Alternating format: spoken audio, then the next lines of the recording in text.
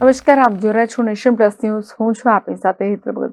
Chhota Udepur SOG પોલીસે કતલખાને લઈ જવાતા ગૌવંશોને 31 નંગ ઝડપી પાડ્યા છે.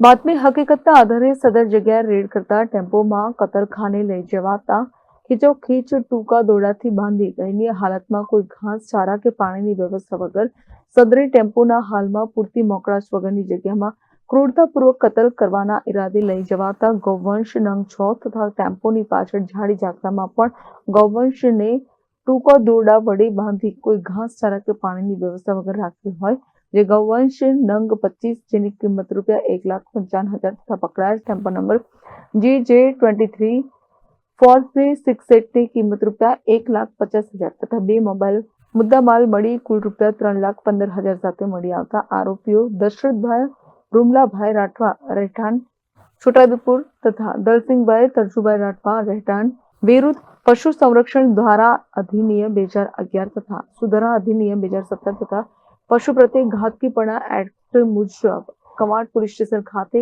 ગુનો રજીસ્ટર કરવામાં આવેલ છે.